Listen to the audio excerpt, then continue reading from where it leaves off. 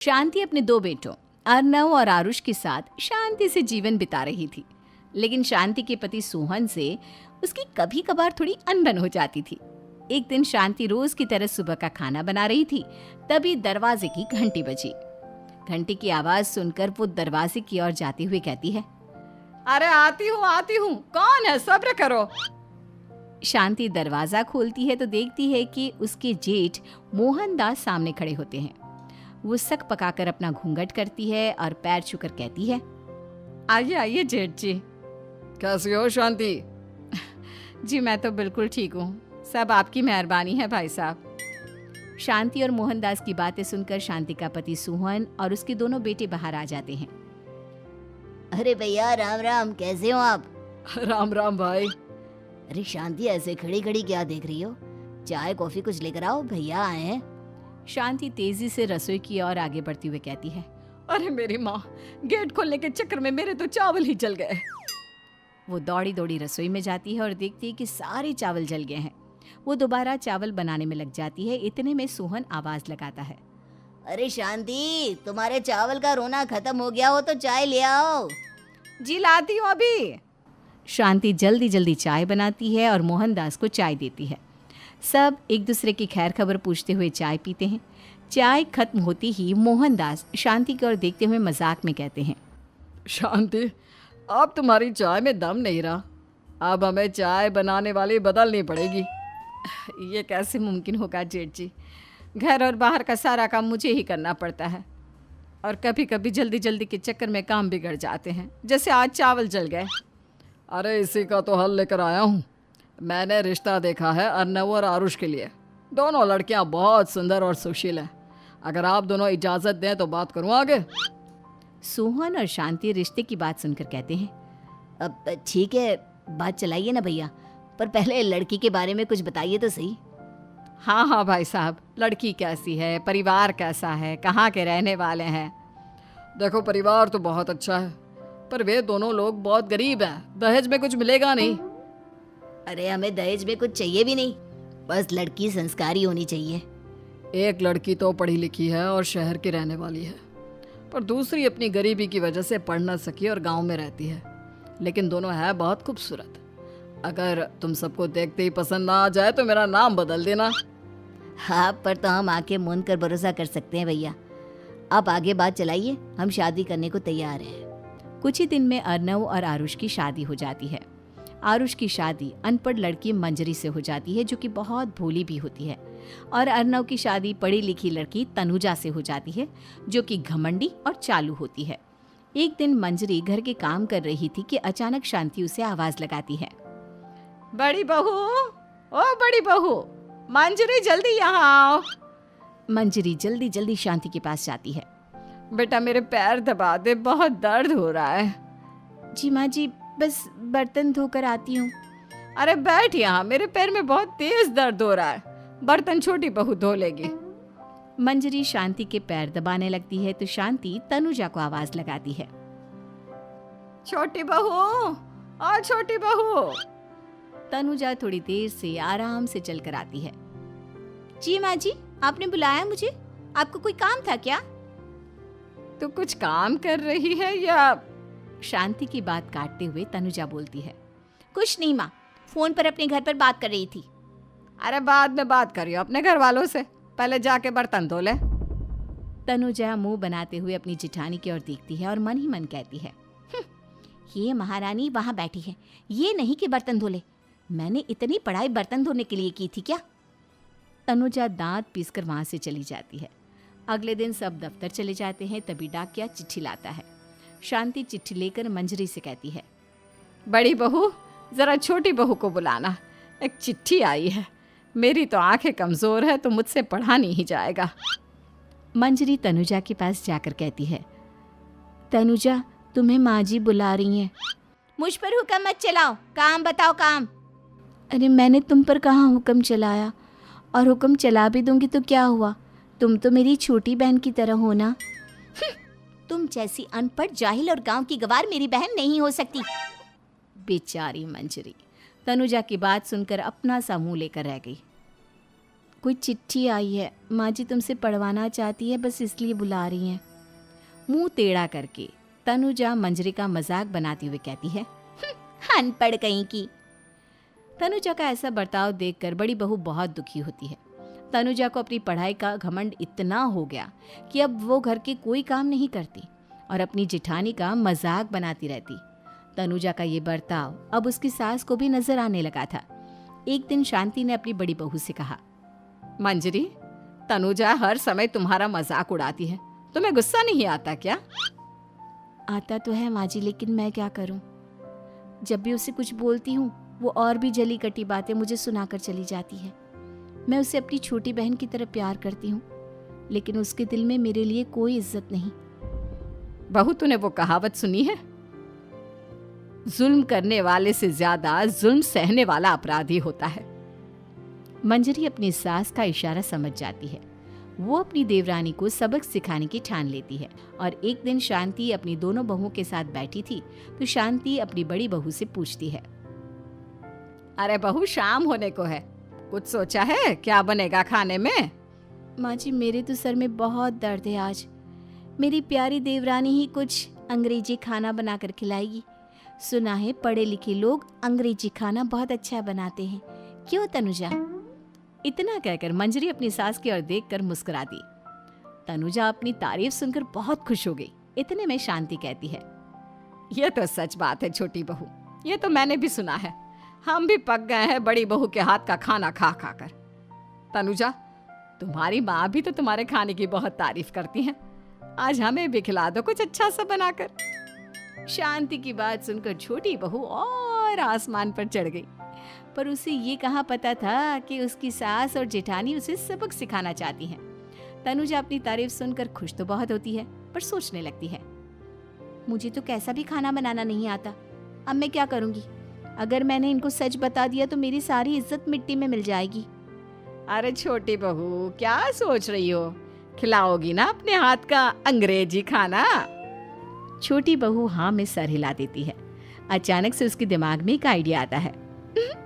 मैं इंटरनेट से देखकर कुछ बना लेती हूँ, मेरी वाहवाही पूरे घर में हो जाएगी। मुझे कौन सा रोज रोज बनाना है। माँ जी, आज आप सबको ऐसा खाना खिलाऊंगी, ऐसा खाना खिलाऊंगी कि। इतने में शांति छोटी बहू की टांग खींचते हुए कहती है कि पता नहीं कैसा खाना खिलाओगी। ए ऊपर वाले, हमारी रक्षा करना। इतना बोलकर शांति और मंजरी दोनों जोर जोर से हंसने लगते हैं। अब तनुजा रसोई घर में चली जाती है और खाने की तैयारी करने लगती है, पर उसे रसोई घर की चीज़ों के बारे में तो कुछ नहीं पता। जैसे तैसे सारी चीज़ें निकालती है और इंटरनेट पर देखकर खाना बनाती है। कुछ ही देर में सब लोग घर आ जाते हैं। अरे सुनते हो, आज का खाना हमारी छोटी बहू बना रही है। अरे वाह, आज तो फिर कुछ अंग्रेजी खाना खाने को मिलेगा। कुछ ही देर में खाना बन जाता है तो छोटी बहू सबका खाना लगा देती है। इतने में बड़ी बहू कहती है, क्या बात है देवरानी जी, आज तो बहुत अच्छी खुशबू आ रही है। ये बात तो सही कही बड़ी बहू तूने, खुशबू तो अच्छी है। ऐसी खुशबू तो मेरे खाने में भी नहीं आती। सब मिलकर छोटी बहू की बहुत तारीफ करते हैं और छोटी बहू 7वें आसमान पर बैठ जाती है। अब सभी खाना खाते हैं। जल्दी जल्दी दो, अब तो मुंह में पानी आ रहा है। हाँ हाँ, मुझसे भी नहीं रुका जा रहा। जैसे ही सोहन एक निवाला खाता है तो उसकी आंखों से पानी आने लगता है। ये देखकर शांति सोहन से पूछती है, क्या हुआ जी, खाना इतना अच्छा बना है कि आंखों से पानी आ गया? सोहन चुप रहता है और धीरे धीरे से खाना शुरू कर देता है। इतने में सोहन छोटी बहू से कहता है, बेटी तुम भी तो खाओ, तुम क्यों रुकी हो? खाना सच में बहुत अच्छा है। ये कहकर सोहन जोर से हंस देता है। फिर सब खाना खाने लगते हैं, लेकिन खाने में नमक और मिर्च तेज हो गई थी। तनुजा से कोई कुछ नहीं बोलता, बल्कि उसे भी खाने को कहते हैं। जैसे ही छोटी बहू खाना खाती है वो पानी पानी कहकर चिल्लाती है, पानी, इसमें तो पानी। ये खाना तो सच में इतना अच्छा बना है कि हमारे साथ साथ देवरानी जी भी इसके स्वाद को कभी नहीं भूल पाएंगी। सही कहा बहू। तनुजा को अपनी गलती का एहसास हुआ और उसने अपनी सास से कहा, माँ जी ये मेरी गलती नहीं है, इंटरनेट पर दिखाया था कि 4 चम्मच नमक और मिर्च डालने हैं। अब मंजरी को भी मौका मिल गया और उसने तनुजा पर तंज कसा। नाच न जाने आंगन टेढ़ा, हर जगह अपनी पढ़ाई दिखाती हो, दूसरों का मजाक उड़ाती हो। अब पता चला ना, हर चीज़ में पढ़ाई काम नहीं आती। और तुम तो शहर में रही हो, तुम्हें तो मुझसे भी अच्छा खाना बनाना आना चाहिए ना। बेटा, अगर तूने ठीक से सब सीखा होता तो आज तुझे शर्मिंदा नहीं होना पड़ता। बात शहर या गांव की नहीं होती। मंजरी गांव से आई है, लेकिन उसे घर का काम करना और खाना बनाना सब अच्छी तरह से आता है। तुम शहर में रही हो, तुमने ये सब क्यों नहीं सीखा? छोटी बहू सर नीचा कर सबसे माफ़ी मांगती है और बहुत शर्मिंदा होती है। दीदी मुझे माफ़ कर दो, मैंने आपको बहुत बुरा भला कहा, पर आपने मुझे हमेशा ही माफ़ किया। आज मुझे अपनी गलती का एहसास हो गया है। अब दोनों बहुएं मिलकर घर का काम करने लगी और एक दूसरे को अपने गुण बांटने लगी। मंजरी ने अपनी देवरानी को खाना बनाना और घर का काम करना सिखाया, वहीं तनुजा ने भी अपनी जिठानी को पढ़ना लिखना सिखाया। शांति और सोहन ऐसी बहुएं पाकर बहुत खुश थे। अर्पिता की शादी राकेश से तय होती है, जो एक सरकारी नौकरी करता था। अरे चाची, अर्पिता इतनी सुंदर, पढ़ी लिखी और मॉडर्न लड़की है, फिर कहाँ आप इसकी शादी ऐसे घर में कर रही हैं? अरे लड़का सरकारी नौकरी करता है, इंजीनियर है, खूब कमाता है, खूब मेहनत की है लड़के ने इस नौकरी के लिए। अर्पिता भी राकेश को पसंद नहीं करती थी, लेकिन पिता ने हाँ कर दिया तो शादी के लिए मन मारकर तैयारी कर रही थी। हाँ माँ, चाची ठीक ही तो कह रही हैं। पता है मेरी सहेलियों के पति कितने मॉडर्न हैं। अरे देख बेटा, तू मॉडर्न है ना, वो पढ़ने लिखने वाला गांव का होनहार लड़का है, तू जैसा रखेगी रहेगा। अब तक कोई उसकी केयर करने वाला नहीं था, है तो सिर्फ एक भाई भाभी, और माँ पिता तो गांव में ही रहते हैं। अर्पिता का मुंह बन जाता है। वो पिता के फोन से राकेश का नंबर लेकर उसे मिलने के लिए बुलाती है। आज तो मैं उसे साफ साफ मना कर दूंगी, मुझे नहीं करनी शादी। शक्ल देखी है ना, कपड़े पहनने का तरीका है ना बोलने का। अर्पिता राकेश से मिलने जाती है। अब क्या हो गया? आपने मुझे अर्जेंट मिलने को बुलाया, सब ठीक तो है ना? हाँ सब ठीक है, पर मैं आपसे कुछ कहना चाहती हूँ। आप ना इस शादी से मना कर दे।